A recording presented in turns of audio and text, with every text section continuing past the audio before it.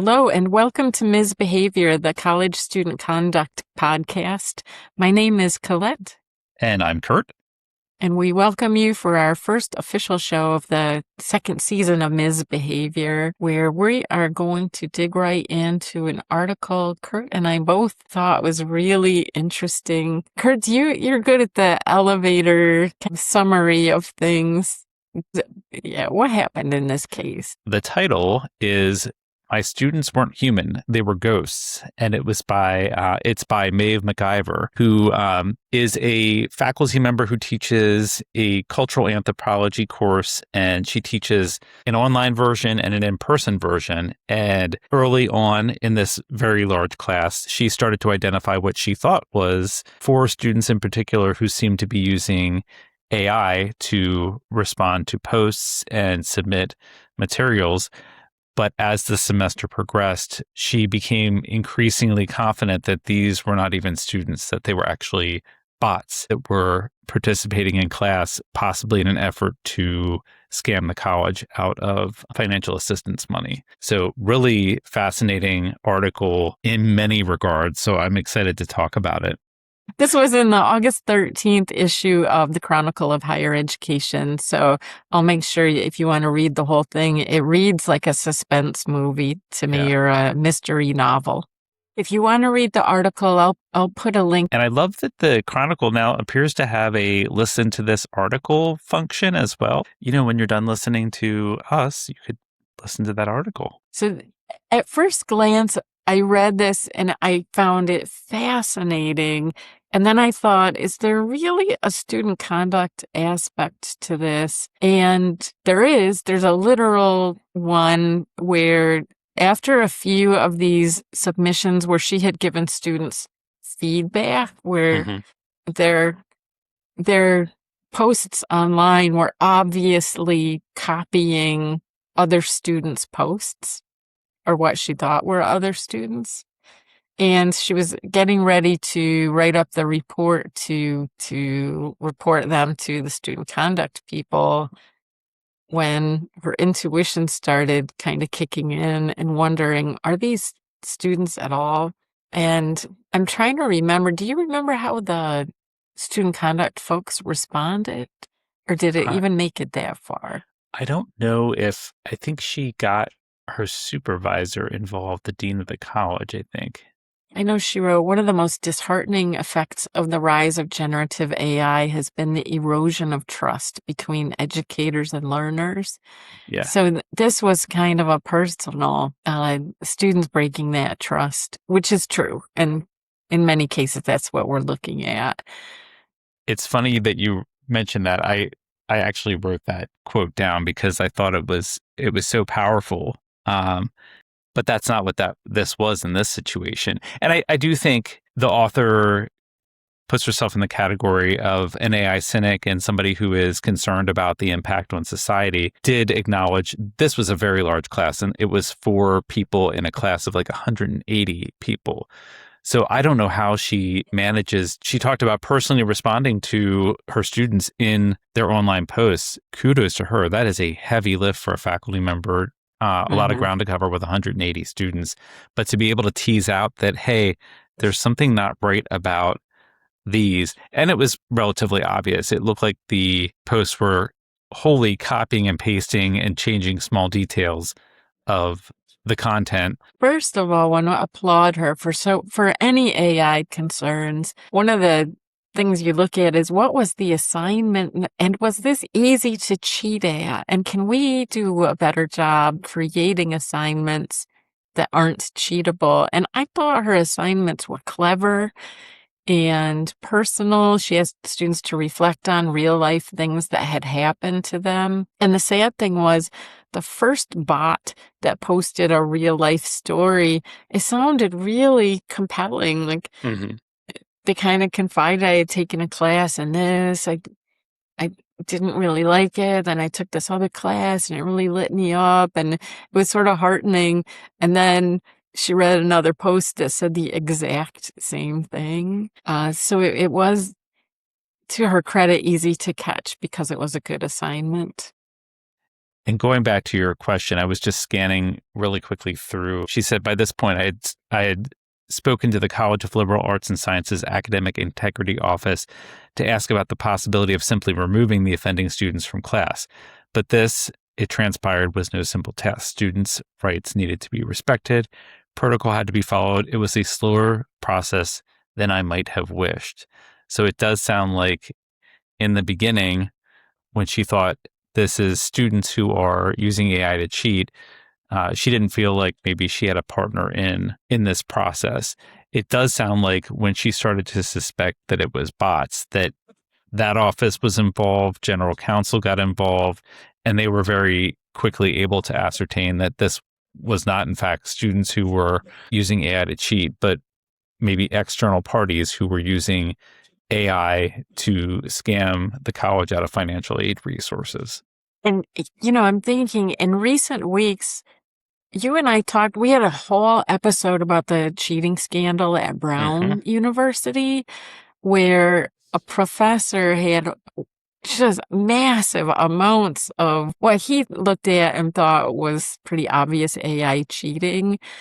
And he felt like the bureaucratic process of having to report, upwards of 100 students. I can't remember exactly, but it was really arduous. And then last week I was talking to you about a woman I met on a train who was a professor, and she's like, I just gave up. I don't report Yeah. anymore. And this feels like one more example where it felt like there should be a simple solution to this, and yet the multiple steps, would it make Maeve not want to ever report again?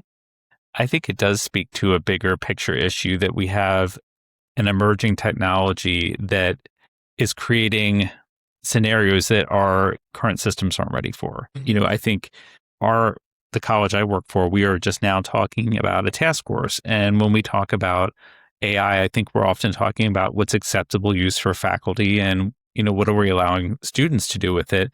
But I don't know that I recall discussions about how do we flag when there's external forces using this technology to scam the college. I do worry that we're at this sort of intersection of this rapidly evolving technology, and can our systems catch up quickly enough to meet the needs of our students and our faculty and staff who might be wrangling with how do I address this specific situation? Not sure if this is Dr. MacGyver or uh so I'm just gonna keep saying Maeve. Yeah, Maeve was caught in this kind of whirlwind of system and time and history. I believe they explained really well that this was a university that was at the forefront of online education and really took pride in trying to create more online learning opportunities Mm-hmm. to promote equity in higher education so more students could take classes at different times. They didn't have to be there in person.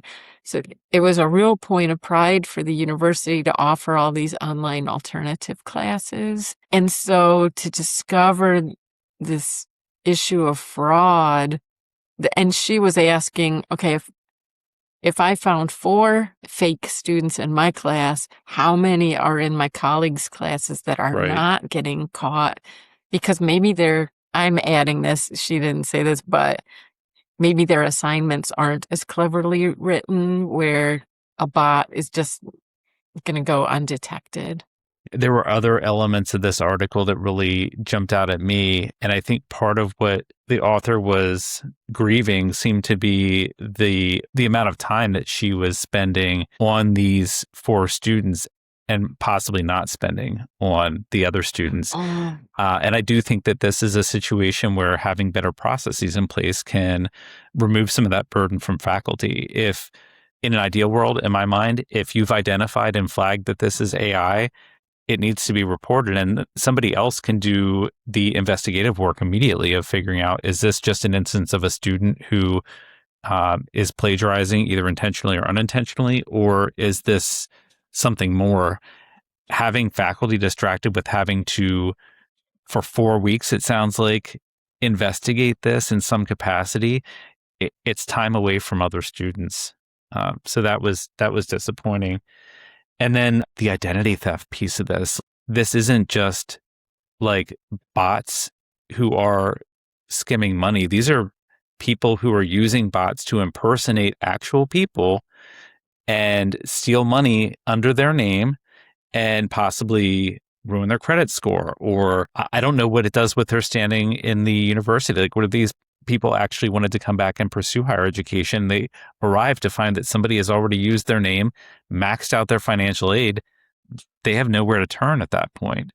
So that is so alarming to me. And the fact that, in one regard, it can be disappointing to say, oh, it's too bad other professors don't take the time and effort to kind of ferret this out. It's not just disappointing. It is, I don't want to say criminal, but like to not have mechanisms in place to verify that the students in your class are real, knowing that what that could possibly mean for the people who are the victims in this situation, the people whose names are being used. That's troubling to me. I don't know if I've ever met anyone who didn't describe their campus as siloed. Mm, And yeah. sometimes it feels worse than it does other places. But we all work on campuses. They have departments that Hmm. have different roles, and you could call that silos or whatever. This feels like a case where there needs to be an institutional response. And Yeah. can we think of where are just internally in the university, what are all the departments that play a part in this? So we're student conduct voices, admission, Yeah. financial aid, I think public safety or law enforcement. general counsel, legal implications, the registrar. Um, yeah, it does, and I feel like as we're listing these offices, it does read like, what should a good AI task force look like as far as membership? Because all of these people are going to be impacted by the onslaught of, whether it's bots being used to skim financial aid dollars, plagiarism, by actual people, unintentional misuse by employees. I mean, I think part of what, one of the fears I hear talked about often is like, oh, what if an employee dumps a whole bunch of student information into, their personal chat and not the institutional approved one? Then we've got FERPA issues. There's a lot of layers to this that make it really fascinating and also super frustrating at this point because we just don't have anything in place to capture it. I think when we start using the word silos to address what you're talking about, it's that feeling when you go to an office and they'll say, "That's not my job. This is Yeah. public safety's job." Well, no, it's not my job. It's financial aid's job. And I think that's when I would think now we've gotten into silo land is when nobody wants to own it, when really Yeah. everybody needs to own it. And it's interesting to me. I'm reading this part of the article that talks about like their college within the university has its own academic integrity office. So Mhm. on a college the size of the one where I work, we have one conduct officer. It sounds like they have conduct offices in each of the colleges, of which there could be several colleges. So this is a big structure. And when you talk about silos at a research one institution, I think there's just even more opportunity for it to feel like you're being passed around and not have somebody who's expert helping you or saying, I'm going to own this or I know who should own this. That gets complicated too. You're right, because this was the liberal arts and academic integrity office. But liberal arts, I bet, has students in every single major. Probably. Or Yeah. math, it becomes one of those too, where you might be a business major, but you have to take accounting, and that might fall in the math department. And even then, like, okay, so who owns this when it was an engineering major who happened to be taking anthropology? And Yeah, that's a great question. I do wonder that might be specific to the college or university. Is the problem with Is it where the problem emerges, or is it where the student lives, for lack of a better word? And how do we get the information out to everybody who needs to know that who did she student one was Adam. I think she did them alphabetical. Yeah. Yeah. So who needs to know that Adam is not Adam and who's allowed? Yeah, you brought up FERPA. Yeah. Does Adam have FERPA rights? And that seemed to be part of the quagmire in the beginning, which is like, the first hiccup was, well, we can't just take this student out of the class. They have rights. Do people still have, I suppose there's always a right to due process. Like there has to be an investigation. But that student, in order to qualify for financial aid, I believe would have had to have had more than one class. So Adam could not have only been in this professor's class. They must have been in at least 3 other classes, I think, to be full-time and be getting financial aid. So there were 3 other professors that did not catch this. Is there anyone on Maeve's campus that is like, what are you doing? You just told people we have a problem here, and everybody's already worried about making their enrollment numbers for the fall. And I just want to make sure that they have the support they need to be transparent and to help all of us learn from their experience. Does that make me sound super cynical? No, I think you make a great point. I do think I find it very brave that they wrote about this in a national publication, because it does shine a light on their institution, unfortunately. And I hope they're being met with support at their institution and like thumbs up for calling this out and, turning it into a national conversation, and hopefully not being chastised for what could be seen as airing dirty laundry by somebody. So, yeah. I hope every provost in the country could read this and say, you know what, we need to have a multidisciplinary task force to take a look at this and really affirm, like, if it's happening there, they're probably more targeted because they have a national reputation of really wanting to make online classes available to folks. And I imagine it's the case that it can look like it's easier to infiltrate a large university because I think you can feel like a number as a student in a large university, and therefore it might be easy to drop a bot into a class and possibly go unnoticed. Now, if you drop 4 bots in and they're just playing off each other, the funny example was the one where one of the bots talked about their experience being married and going through a divorce, and was I think, as a female, and then this other bot who was a male basically had the exact same experience down to the gender, which I think was, the final clue for Maeve. Where was I going with that? I have no idea. I don't know, but it was fascinating.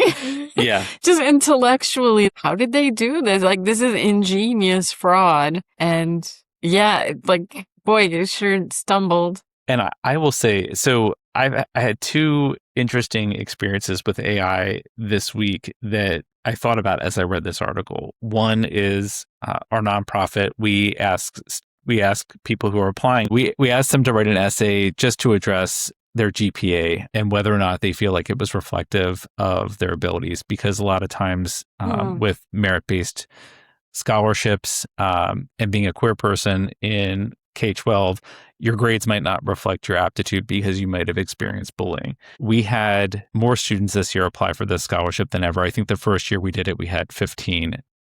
We're in year 5, I think, 4. We had over 120 students apply for this scholarship.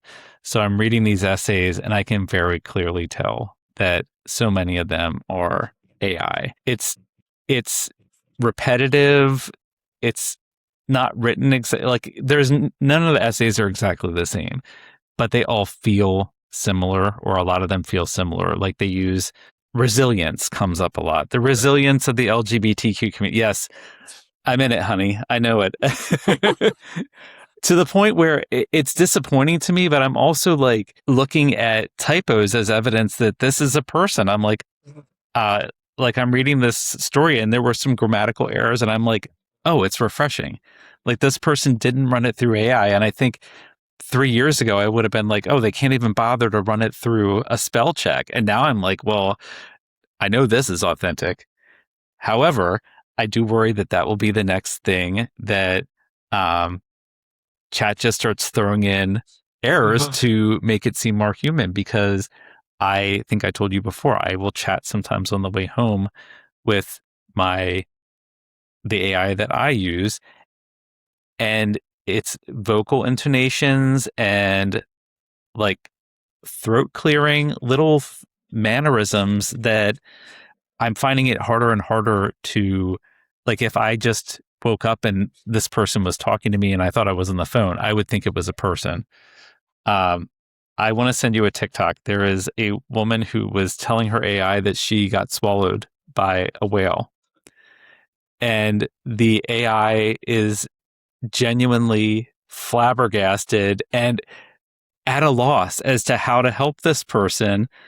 I don't know what version of what AI it was, but it's hilarious to watch. And I think as these technologies become more and more human like or seem more human, it is going to become exponentially more difficult for us as educators to determine in entirely online environments whether or not these are real people. And I think part of the point Maeve was making was it is part of a faculty member's due diligence or just their job that they have to develop learning environments where they do kind of test the threshold of whether or not these are real people. I don't think she went into this semester thinking I'm going to devise learning opportunities that will ferret out AI, but because they were so good, it made it obvious when it wasn't a real person who was on the other end of the keyboard that it was a bot instead. So again, kudos to Maeve. And I would want her to be my professor. Yeah. She really took a lot of pride in making sure she read everybody's posts carefully, Yep. responded very quickly, and gave feedback so they knew that she cared and that she was human. Well, when I hear that story about the essays that you're reading, my first thought is, well, those dum-dums, why didn't they add that into their prompts, like to throw in a typo once in a Yeah. while? Now you just gave it away, Colette. Everybody's going to be asking for a typo. I know. I, my AI use has reduced a lot in recent months, but I still use it, but I still not for writing. Yeah, I find it good for taking notes that I have typed up and synthesizing them because when I'm taking notes, I'm not thinking structure. I just want to get it all out and not for writing. It's mostly for nonprofit work that I do. But I have not found it to be able to provide good feedback on even things like APA formatting. I do some APA editing on the side and I periodically will wonder, can this ferret out all of the APA issues? And it's still not great at that. So, there's limitations and creativity is certainly one of them. Cause I got to tell you, reading 120 essays, I assume they're all using different chatbots. They don't have a lot of different things to say about the LGBTQ community. Well, I'm glad that there's still a place for us in this world that is valued and necessary. Yes. And Yeah. increasingly so, I think, we need faculty who are pushing back on AI and continuing to create great learning scenarios. We need faculty who are still committed to creating these amazing learning situations. And, maybe the intended outcome is not to ferret out AI, but the fact that, you've constructed something that makes it evident, I think is kind of cool. Well, we sure appreciate Professor McGeever for giving us something to talk about and really think about at a bigger level. And hope that they write another article soon about things that have changed at their university that maybe we could learn from too. Yeah, be fascinating to hear what comes of all this. Hey, can we sneak in a little teaser for an October program? Halloween feels a long way away, but at the same time, dang. Have you been to Michael's? I mean, come on. they've got Christmas stuff up already. I saw Halloween candy this morning at the grocery store for the first time when I was in there. So you're Summer right. is over. Fall might as well be done. It's Christmas. If you are a longtime listener, you've probably heard us talk about the TV show The Traitors, Trai, Traitors, and we have an idea brewing. It's really, Kurt, it's your brainchild, so turn it Wait, over is it to my you. brainchild? Well, I wanted to do an online. I guess I wanted to do. I thought we arrived at this probably around the same time. Could we do an online version of The Traders, and would that be fun for anybody? So we have a sign up already, or We do, and we've gotten some initial yeses, so we're going to move forward. I think now we're in the active recruitment phase. We'd love to know who would like to join in as a potential trader or faithful. And if you don't know what that means, it's okay. This is just like a party game that you can learn in 5 minutes. But what we need are just people who enjoy playing. And do they have to submit like an audition clip or anything? Like what? No. I think we go by the honor system. Okay. Although we won't turn down a good video clip of you explaining why you'd be a good candidate. I mean, I love a good video clip. So, but whatever works for y'all. That is a great idea. Yes. Right now, we just would like to know who's interested because you can sign up to be an active competitor in the game or just to be there in the gallery where you can weigh in. It'll be on Zoom where you can get on the chat and almost like Price is Right where people are yelling out answers from the audience. You would be in the chat giving your opinions on who looks suspicious and who looks believable. And so you can participate without having to be a competitor. We just want to have people in the room that keep it fun and lively. So in this scenario, I get to play the Alan Cumming and you get to play the Claudia Winkleman. Is that Yes, correct. I can't wait. I'm expecting bangs. I'm just saying. Bangs and some eyelashes that will blow your mind, mister. She is amazing. Traitors. Yeah. Okay. I think we are wrapping it up. We're trying to keep these a little shorter because we know everyone's in the hustle and bustle of opening, but we thought this would be a fun one to get people thinking big picture about their institutions. And next week, we are going to talk about another timely case. It's a lawsuit at Florida International University about freedom of expression. We think that has a lot of interesting implications. Mm-hmm. How we're dealing with protests, freedom of expression on our own campuses. Cool. See you then. Thanks, Kurt. Bye. Bye.